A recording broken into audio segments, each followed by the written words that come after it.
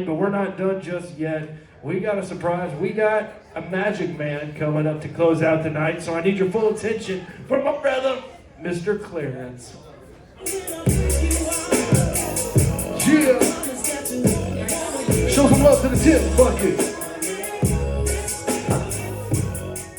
It's not gonna work. Anyway, so I'm sorry. I'm gonna apologize ahead of time. This is my first time actually doing stand-up at one of these things. Oh, I usually just do tricks.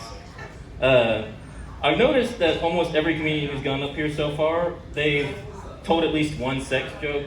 I don't like to tell sex jokes because I don't like to cry myself to sleep at night. But like, I recently got out of a relationship, not even kidding you, the week right after. I get on my YouTube, I got an ad for HIV medication. It's like your social media is just telling you, dog, give up, just go to the other side already. Anyway, that's what I got here.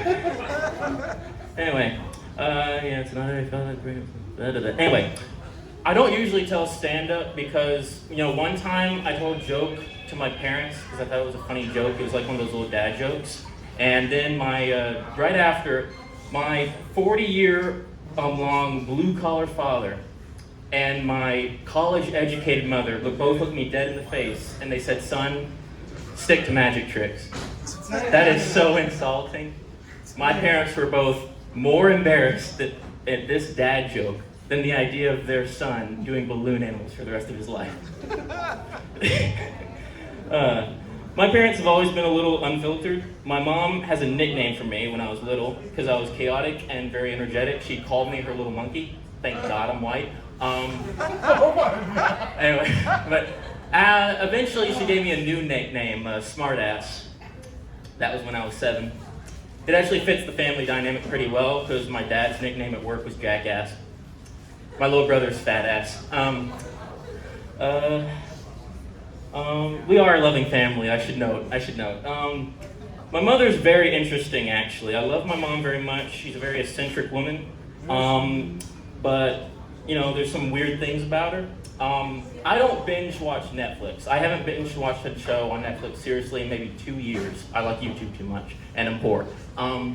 So one time I'm coming home, I come home to find my 55-year-old Christian, traditional Southern mother halfway through season 1 of Arcane with a big goofy smile on her face. I was dumbfounded. There's a lot of stuff with Netflix.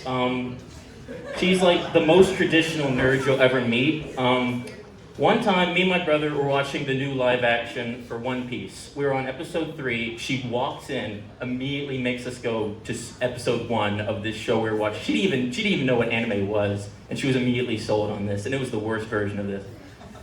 Anyway, another time, one Christmas, my dad got her a gift. He got her the first CDs, the first 3 Star Wars movies. She immediately ended Christmas that exact moment, dragged us all to church. We immediately got home after church. She strapped me and my brother down to the chair, and then immediately clockwork oranged us into becoming Star Wars fans. Next week for groceries, she literally took us to Best Buy to grab the other 3 movies and do it all over again. Yeah. The first time I brought a girl home to meet my parents, it was about a year ago.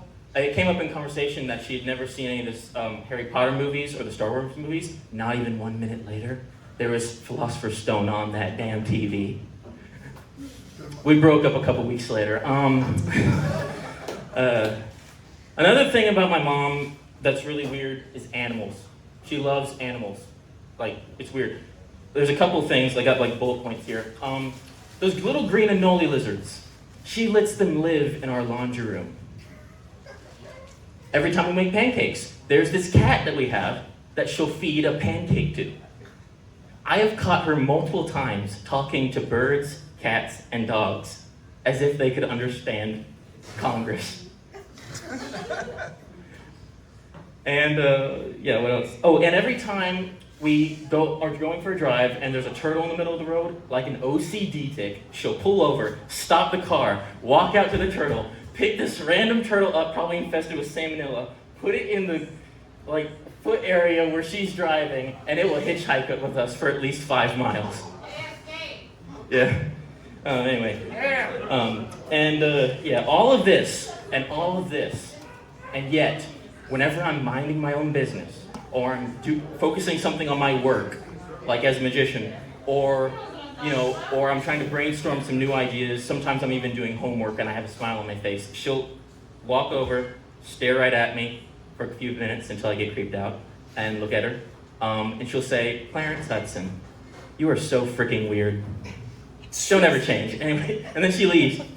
But I love my mom. She's always been very supportive of me. Anyway, what do I look like on time? You're good. Take your time. I'm good? Okay. Yeah. How much time I got? I wasn't even keeping track. Okay, doesn't matter. Do you want to do another joke? Fuck it. Sure. I might do magic later. I don't know. So, I've been doing magic for about 2 years. You see this? See this right here? This is peak performer performance. Anyway, so I didn't think I'd get to these jokes, but I'll go ahead. I've been reading Proverbs a lot recently. I'm a Christian. I've been trying to get more involved in my Bible. And, so I've been reading Proverbs because I'm a dumbass and I wanted to get a little bit smart. Language. Oh, sorry. Wait a second. See, I'm a dumbass. Anyway, you're probably wondering why I gotta learn how to get more wisdom. Here's a story. One time I was playing Marvel Rivals because I was a virgin at the time, and I get a call from my buddy, and my buddy says, "I'm at Eagle gas station, can you please come pick me up? I got 5% on my phone and I can't get into my car." And I was like, I'm in the middle of a match.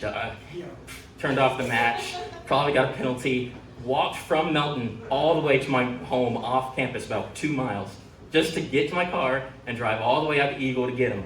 I arrived there, and he's blowing up my phone the whole time, by the way, freaking out. I'm at 1%. And I'm like, dude, shut the fuck up.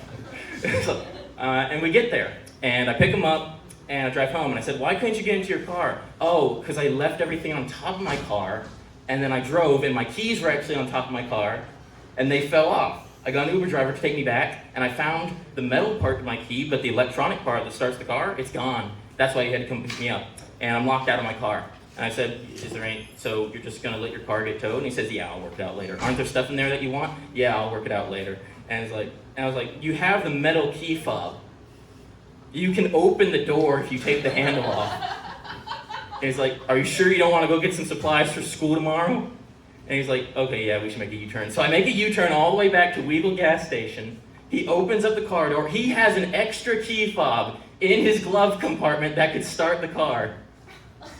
And then he started his car, he left, and I said, "Oh, fuck it, I'm just gonna go get some gas, I'm gonna Diet Pepsi, and I'm gonna nap in my car." And so, you ever have one of those moments where you look at your best friend and you're like, I'm supposed to be the dumbass, right? It's like, but anyway, it was a fun time. Thank you for having me. And if anyone wants to see some tricks, I'll be getting drunk.